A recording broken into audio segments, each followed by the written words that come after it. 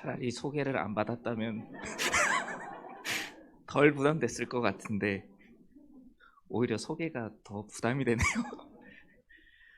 네. 그래서 제가 오늘 원래 PPT까지 준비하려다가 그건 너무 아닐 것 같아가지고 근데 다음에 또 시키신다면 PPT를 한번 준비해도 괜찮겠다 생각이 드네요. 그래서 오늘 예배가 여러분들과 저한테도 뜻깊은 예배가 되기를 소망합니다. 사실 오늘 우리가 읽은 말씀은 저희가 살면서 교회를 다녔더라면 정말 많이 접해본 말씀 중에 하나일 것입니다. 왜냐하면 예배라는 주제를 가지고 이야기할 때 빠지지 않는 본문 중에 하나이기 때문입니다. 그래서 많은 목사님들께서 설교하셨고 또 수많은 설교문이 존재합니다. 그럴 수밖에 없는 이유는 그만큼 예배가 중요하기 때문입니다. 예배는 우리가 하나님께 드릴 수 있는 가장 아름다운 모습입니다. 예배를 통해 우리는 하나님을 알아가게 될 것이고 사랑하며 의지할 수 있습니다. 예배를 통해 나를 향하신 하나님의 계획을 깨닫고 사명대로 살아갑니다. 예배를 통해 무너졌던 내 삶이 변화되어서 새로운 삶을 살게 되는 계기가 됩니다. 이 모든 것의 시작은 예배입니다. 그래서 예배를 강조하고 강조하여도 늘 모자라는 마음뿐입니다. 그래서 오늘 다시 한번 이 본문을 통하여 우리의 예배를 되짚어 보려고 합니다. 특별히 오늘은 종교인이 함께 드리는 연합 예배입니다. 아이부터 어른에 이르기까지 온 가족이 함께 드릴 수 있는 이 예배 속에서 우리는 어떤 모습과 마음으로 예배를 드려야 할지 또 우리 아이들에게 어떤 예배를 가르쳐야 할지 생각해 보고자 합니다. 먼저 우리의 예배는 정해진 시간이 있습니다. 가인과 아벨은 오늘 함께 제사를 드리고 있습니다. 세월이 지난 후에 가인은 땅의 소산을 제물로 삼아서 하나님께 제사를 드리고 있고 아벨은 양의 첫 새끼와 그 기름으로 하나님께 제사를 지냅니다. 그런데 생각해 볼까요? 곡식이 자라고 열매를 맺는 그 시간, 그리고 양이 잉태되어 태어나는 그 시간이 정확하게 들어맞을 수 있을까요? 물론 정말 때를 잘 맞추어서 얼추 비슷하게 그 시간을 맞출 수는 있을 것입니다. 하지만 그 시간들이 딱 정해져 있진 않습니다. 때론 곡식이 빨리 열릴 수도 있고 늦게 열릴 수도 있습니다. 양이 잉태되었는데 일찍 나올 수도 있고 늦게 나올 수도 있습니다. 즉 정해지지 않다라는 것입니다. 그 소산물을 얻기까지 그 시간은 그 누구도 예상할 수가 없습니다. 즉 정해지지 않은 그 시간에 가인은 땅의 소산물 열매를 맺고 아벨은 양의 새끼를 얻습니다. 그런데 오늘 보면 그 둘이 함께 제사를 드리고 있다는 사실입니다. 만약 정해진 제사 시간이 없다라고 가정해 봅시다. 그렇다면 이들은 언제 제사를 드려야 할까요? 가인은 곡식을 거둘 때마다 제사를 드려야 했을 것입니다. 그리고 아벨은 양이 새끼를 낳을 때마다 제사를 드려야겠죠. 그렇다면 아벨은 망하지 않았을까요? 낳는 족족 하나님께 제사를 드리면 그에게 새끼는 있을까요? 없을까요? 없는 게 마찬가지입니다. 그렇다면 계속 어미만 있다가 그 어미가 늙어 죽으면 아벨은 더 이상 양을 칠 수가 없게 되는 것이죠. 결국 우리가 이 말을 다시 해석하자면 곧 정해진 시간에 그들은 정해진 제사를 드렸다라는 것입니다. 정해진 시간에 가인은 곡식의 일부를 가져다가 제사를 드리고 아벨은 그 시간 속에서 양의 첫 새끼를 얻어서 구분하여서 예배를 드렸다라는 것이죠. 오늘 드려지는 우리의 예배도 마찬가지입니다. 정해진 시간이 있습니다. 물론 하나님께서는 주일이라는 시간을 허락하였지만 이 시간까지 우리에게 정해주신 것은 아닙니다. 하지만 우리가 함께 모여 예배 드리기 위하여 특정한 시간을 정하여 우리는 모입니다. 근데 이 시간이 중요하다라는 것이죠. 함께 드릴 수 있는 이 예배가 말이죠.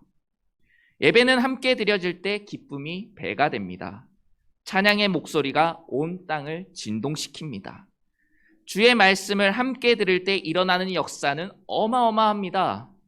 그렇기에 초대교회 성도들은 모이기에 힘쓰고 예배 드리는 것에 목숨을 걸었습니다. 더욱이 부모와 함께 드리는 이 예배가 얼마나 소중한지 모르겠습니다. 아이에게 예배를 가르치는 것은 바로 부모의 책임입니다. 가인의 마음이 변하기 전까지 아벨과 가인은 수많은 제사를 드렸을 것입니다. 그런데 그 제사는 하나님께서 받으셨던 제사입니다. 그런데 이 제사를 누구에게 배웠을까요? 바로 그들의 부모인 아담과 하와입니다. 그들이 세월이 지나 그들이 자랄 때까지 함께 제사를 지내며 함께 예배를 드렸을 것입니다. 그들 앞에서 몸소 본을 보여주며 모범이 되어주며 기본적인 제사의 방법과 제사의 모습을 보여주었을 것입니다.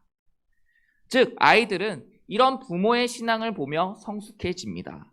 그래서 가인과 아벨은 하나님께서 받으시는 제사를 드릴 수 있었던 것입니다. 물론 가인은 마지막에 실수를 범하지만 말입니다. 그럼에도 부모가 가르쳐주지 않는다면 이 아이들은 어떻게 성장되어질까요?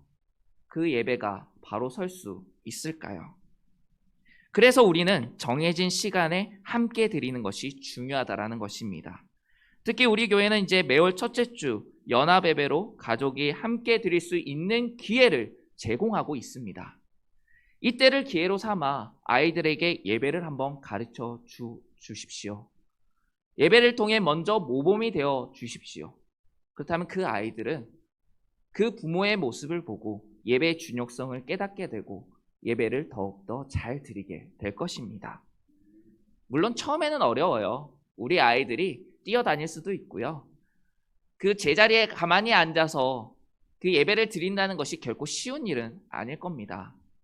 그리고 그 시간이 길어지면 길어질수록 우리 아이들의 집중력은 떨어지게 될 것이고요.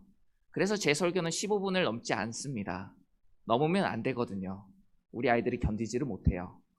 그런데 우리 부모님들의 모습을 통해 우리 아이들은 그 예배를 배웁니다. 제가 어릴 때부터 우리 아버지가 목사님이어서 제가 예배를 배운 게 아니라 우리 어머니의 모습을 보고 저는 정말 많은 것을 배웠습니다. 그래서 예배가 얼마나 중요한지 알게 되었고 예배를 결코 빠져서는 안 된다는 사실도 그때 깨닫게 되었습니다. 그러므로 여러분 아이들에게 모범을 보여주십시오. 우리는 이 모습을 통해 이 함께 드리는 예배를 통해 우리는 하나가 될 수 있고 또 우리 아이들의 신앙을 성숙시킬 수 있습니다. 그러기 위해 오늘 드려지는 이 예배, 함께 드려지는 이 예배를 정해진 시간을 잘 지켜야 한다는 것입니다. 이 시간을 기억해야 하고 준비해야 합니다. 먼저 마음을 정돈하고 먼저 10분 일찍 나와 예배 시간을 지켜보십시오. 그러면 그날의 예배가 달라지게 될 것입니다. 그리고 우리의 마음의 정돈이 필요한 이유는 우리가 정성을 다해 예배 드리기 위해서 먼저 우리의 마음이 정돈될 필요가 있기 때문입니다.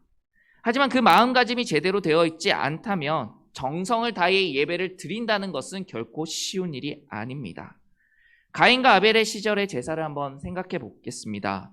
이때 당시의 제사는 가장 기본적인 틀만 존재할 때입니다. 단을 쌓고 그 위에 제물을 올리는 것이 제사입니다. 어떤 제물을 드리고 또 어떤 방식을 드리라고 소개되어 있지는 않습니다. 이 제사의 온전한 모습은 레위기 이후에서나 우리가 살펴볼 수 있습니다. 그때 하나님께서 말씀해 주심으로 너희는 앞으로 제사를 어떤 방식으로 또 어떻게 드려야 되는지 번제와 소제와 이 기타 등등 이런 제사의 방법을 그때서야 알려주셨습니다. 즉 이전까지는 그냥 기본적인 부분입니다. 자신들이 일해서 얻은 소산물의 일부를 하나님께 드리는 것, 이것이 제사였습니다. 그런데 이것이 중요하다는 것이죠. 자신들이 일해서 얻는 것 말이죠. 사실 사람은 처음 창조되었을 때 일하지 않아도 먹을 수 있었습니다. 그런데 죄로 인해서 우리는 일을 해야만 먹을 것을 얻게 되었습니다. 그리고 그 일부를 제사로 드린다는 것은 우리에게 먹을 것을 주신 하나님께 감사를 드리는 모습이 되는 것이죠. 사실 그 모든 것을 드려야 하지만 우리는 그 일부만 드리고 있다라는 것입니다.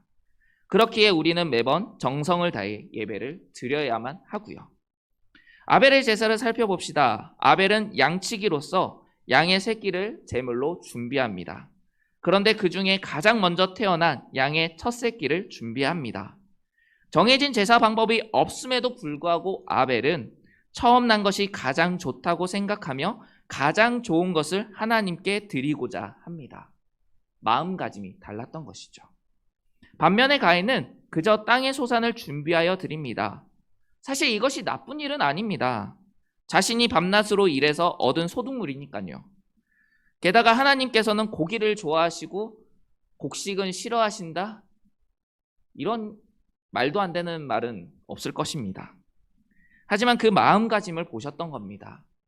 오늘 본문에 보면 가인과 그 재물을 받지 않으셨다라고 이야기합니다. 가인부터 받지 않으셨다라는 겁니다. 가인부터. 그 마음을 보신 겁니다. 가인은 제사를 정성을 다하기보다는 어쩔 수 없이 드려야 하니까 마지못해 드리는 그 제사의 마음을 들고 있었습니다. 그래서 하나님께서 먼저 그의 재물보다 가인을 받지 않으셨던 겁니다. 이 차이가 아주 큰 차이를 보이게 됩니다. 하나님께서 제사를 받으셨느냐, 받지 않으셨느냐. 그것이 바로 눈앞에서 이루어졌습니다. 아벨의 제사는 받으시고 그의 제사는 거부당했습니다. 그것을 본 가인의 마음은 분노에 휩싸입니다. 단 한 번의 예배의 실패가 가인의 마음을 죄로 물들어 버립니다. 여태까지 아벨과 가인은 살아오면서 수많은 제사를 드렸을 것입니다. 그때마다 하나님은 그들의 제사를 받으셨을 것이고 또 그들은 그 모습을 통해 하나님의 임재하심을 바라보았습니다. 경험하였습니다. 그런데 처음으로 가인의 제사가 거부당했습니다. 거절당했습니다. 받아들여지지 않았습니다. 그렇게 가인의 마음은 분노로 바뀌게 되고 그의 안색은 변하게 되었습니다. 이것을 바라볼 때 우리가 얼마나 예배에 목숨을 걸고 소중히 해야 하는지 깨닫게 됩니다. 그저 한 번, 다시 한 번, 또 한 번 이러한 방심으로 인해 우리의 마음은 바뀌어가고 하나님과 멀어지는 계기가 될 것입니다. 우리도 현재 수많은 예배를 드리고 있습니다. 주일 예배만 하더라도 1년에 52번을 드립니다. 여기에 금요 예배가 드려지면 104번을 드리게 됩니다. 그리고 수요 성경 공부회까지 참여하시게 된다면 156번의 예배를 드립니다. 그리고 정말 새벽 예배까지 잘 참석하신다면 469번의 예배가 드려집니다. 어마어마합니다. 거의 1년에 2번꼴로 예배를 드린다라고 생각하면 됩니다. 1년에 하루에 2번꼴의 예배를 드린다고 생각하면 됩니다. 이때마다 우리는 그 마음을 지켜야 되고 그 예배를 드려야 합니다. 때론 이 예배 시간이 그 마음이 지키지 못하여서 그저 시간만 때우는 시간이 된다면 우리는 어쩌면 가인의 예배처럼 되어질 수 있다라는 것이죠. 하나님께서 받지 않으시는 예배, 그것은 더 이상 예배라고 부를 수 없을 것입니다. 오늘 짧게 전하는 이야기의 핵심은 바로 예배입니다. 정해진 시간에 함께 모여 정성을 다해 예배를 드리는 것, 이것이 하나님께서 원하시는 예배이며 우리가 삶을 살아내는 동안 반드시 이루어져야 할 우리의 모습일 것입니다. 온 가족이 함께 예배 드림으로써 주님이 주시는 큰 복을 누리시는 저와 여러분들이 되시기를 주님의 이름으로 축복합니다.